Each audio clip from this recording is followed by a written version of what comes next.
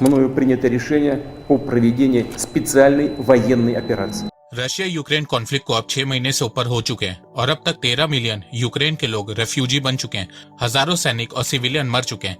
Russia Ukraine की 20% land capture कर चुका है। यूक्रेन की इकोनॉमी 45% श्रिंक हो चुकी है। यूक्रेन को $600 बिलियन से ज्यादा का लॉस हो चुका है। पर इतने नुकसान के बावजूद दोनों देशों के बीच अभी तक कोई शांति समझौता नहीं हो पाया है। अब आप सोच रहे होंगे कि इतने नुकसान के बावजूद यूक्रेन इस कॉन्फ्लिक्ट को रोक क्यों नहीं रहा है। तो देखो, जेलेंस्की बहुत स्वार्थी और बेवकूफ इंसान है। उन्हें सिर्फ अपनी पड़ी है। वो फोटोशूट करवा रहे हैं, मीडिया में इंटरव्यूज दे रहे हैं, पर पुतिन से बात नहीं कर रहे हैं। जेलेंस्की इस सिचुएशन का फायदा उठा के अपने आप को फेमस करने में लगे हुए हैं, जिसमें वो सफल भी हो रहे हैं। आज जेलेंस्की को हर कोई जानता है। उन्हें यूक्रेन के लोगों की चिंता नहीं है, उन्हें सिर्फ अपनी इमेज चमकानी है। और अब तो जेलेंस्की को मिलिट्री एड भी मिलना शुरू हो गई है। अब तक यूएस यूक्रेन को $10 बिलियन से ज्यादा की मिलिट्री एड दे चुका है। इसके अलावा बहुत से वेस्टर्न कंट्रीज यूक्रेन को वेपन भी दे रहे हैं। पर जेलेंस्की को यह समझ में नहीं आ रहा है कि यह चीज ज्यादा दिनों तक नहीं चलने वाली है। दुनिया रिसेशन की तरफ बहुत तेजी से बढ़ रही है। कुछ ही दिनों में मिलिट्री एड भी कम होने लगेगी। तब जेलेंस्की क्या करेंगे। इसके अलावा यूक्रेन को जो इस कॉन्फ्लिक्ट से $600 बिलियन से ज्यादा का नुकसान हो चुका है, और जैसे जैसे ये कॉन्फ्लिक्ट बढ़ेगी यूक्रेन का लॉस और बढ़ेगा, तो उस लॉस को जेलेंस्की कैसे रिकवर करेंगे, इसका कोई आइडिया नहीं है। वहीं दूसरी तरफ पुतिन बहुत स्मार्ट है। उन्हें पता है कि वेस्टर्न कंट्रीज सिर्फ प्रोपेगेंडा करने में आगे है। पुतिन को पता है कि जितने दिनों तक युद्ध चलेगा यूक्रेन उतना ही बर्बाद होता जाएगा और रशिया अमीर होता जाएगा। रशिया को अब तक इस कॉन्फ्लिक्ट से $12 ट्रिलियन का फायदा हो चुका है। जी हाँ, $12 ट्रिलियन, भारत की जीडीपी का 4 गुना। अब ये चीज सुन के आप लोग सोच रहे होंगे कि कैसे, तो आइए बताता हूँ। तो नमस्कार दोस्तों, स्वागत करते हैं आपका चार्जिंग पॉइंट हिंदी में। दोस्तों, आज के इस वीडियो में हम जानेंगे कि पुतिन की वॉर स्ट्रेटेजी से रशिया कैसे अमीर होता जा रहा है।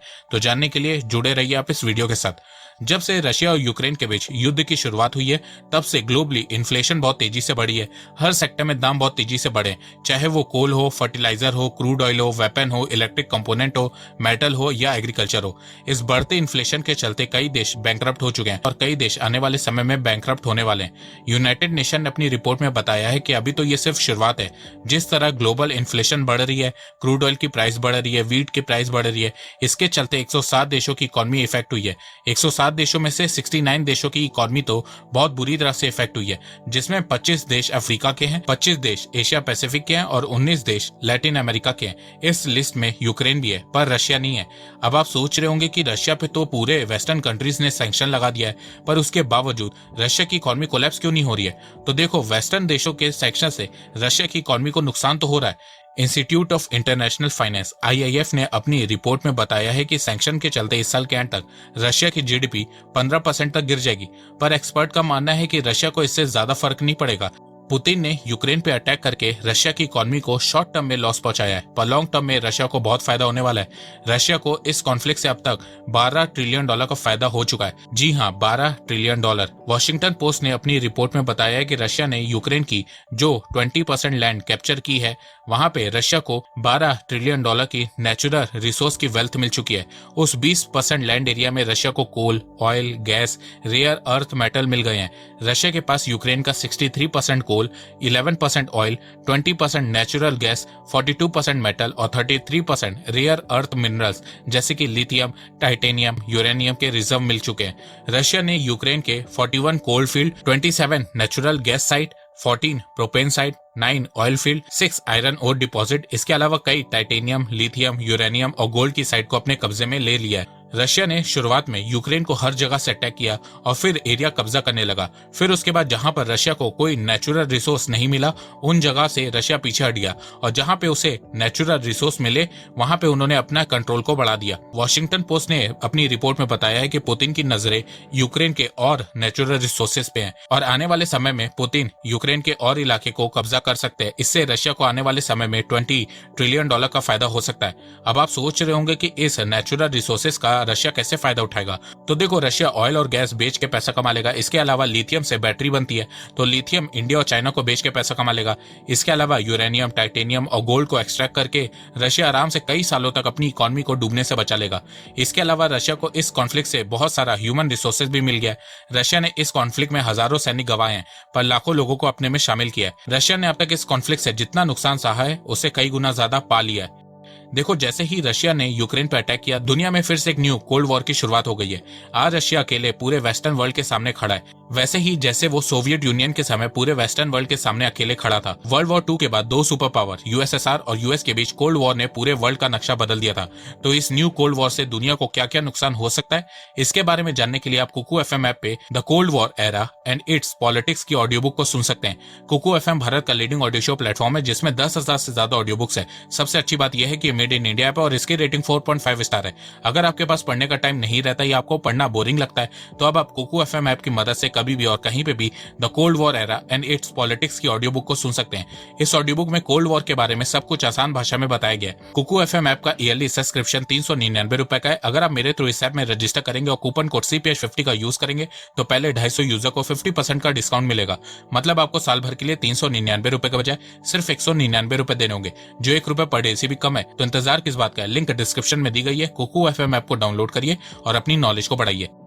देखो, इस समय यूएस को बिल्कुल भी आइडिया नहीं है कि रशिया को कैसे काउंटर करना है, इसीलिए वो वेस्टर्न कंट्रीज के साथ मिलकर रशिया के साथ सस्पेंशन खेल रहा है। पर इससे रशिया को कुछ नुकसान नहीं हो रहा है। जब से रशिया यूक्रेन की कॉन्फ्लिक्ट शुरू हुई है तब से ये देखने को मिला है कि रशिया पिछले कुछ महीनों से ज्यादा तेल बेच रहा है। आप इस फिगर में देख सकते हैं कि 1 फरवरी को रशिया 29 मिलियन क्रूड ऑयल बेच रहा था, वहीं मई के एंड तक आते आते ये 80 मिलियन बैरल हो गया है। इसके अलावा जब से ये कॉन्फ्लिक्ट शुरू हुई है तब से क्रूड ऑयल और व्हीट की प्राइस बहुत तेजी से बढ़ी है, जिससे रशिया को खूब फायदा हो रहा है। ब्लूमबर्ग ने अपनी रिपोर्ट में बताया है कि सैंक्शन के बावजूद रशिया क्रूड ऑयल और नेचुरल गैस के एक्सपोर्ट से इस साल के एंड तक $321 बिलियन कमा लेगा।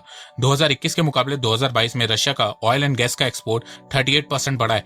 ब्लूमबर्ग ने बताया कि सैंक्शन से रशिया को नुकसान नहीं हुआ, उल्टा फायदा हो गया। यूएस और वेस्टर्न देशों ने रशिया के साथ एक तरीके का ट्रेड कट किया है, अपनी कंपनीज को रशिया से वापस बुला लिया है। इससे रशिया का इंपोर्ट 40% तक कम हो गया है, जिसके चलते 2022 में रशिया का ट्रेड सरप्लस रिकॉर्ड हाई होने वाला है।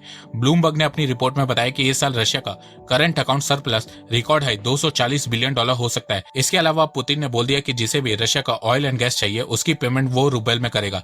पुतिन के इस एक्शन से रशियन करेंसी रूबल जो बुरी तरह से गिर रही थी, एकाएक उसकी वैल्यू वापस से उठना शुरू हो गई है और rouble world best performing currency बन गई है। Finland based centre for research on energy and clean air CREA ने अपनी रिपोर्ट में बताया है कि जब से कॉन्फ्लिक्ट शुरू हुई है तब से रशिया ने 6 महीनों में 158 बिलियन यूरो का फ्यूल एक्सपोर्ट किया है, जिसमें से मेजॉरिटी ऑफ एक्सपोर्ट लगभग 54% फ्यूल एक्सपोर्ट उसने यूरोप को किया है। तो जो यूरोप इस कॉन्फ्लिक्ट में यूक्रेन के साथ खड़ा है वो फंड रशिया को कर रहा है। इसके अलावा रशिया पे सैंक्शन को लेकर यूरोप के बहुत से देश आपस में सहमत नहीं है। रशिया पे सैंक्शन को लेकर यूरोपियन देशों में यूनिटी नहीं दिख रही है। यूरोप के बहुत से देश रशिया की एनर्जी पे डिपेंडेंट है। अगर उन्होंने रशिया के एनर्जी सेक्टर पे सैंक्शन या बैन इंपोज किया तो उससे उनके देश में एनर्जी क्राइसिस खड़ी हो जाएगी। यूरोप की 40% एनर्जी रशिया फुलफिल करता है। नीदरलैंड के PM ने भी रशियन ऑयल एंड गैस को बैन करने से साफ मना कर दिया है। यूके ने रशिया से फ्यूल इंपोर्ट कम कर दिया है। अब इससे यूके में इन्फ्लेशन बहुत तेजी से बढ़ रही है, जिससे यूके की ग्रोथ रेट बहुत तेजी से गिर रही है। एक्चुअली पुतिन को सभी वेस्टर्न कंट्रीज ने बहुत हल्के में ले लिया है, जिसका नतीजा वो भुगत रहे।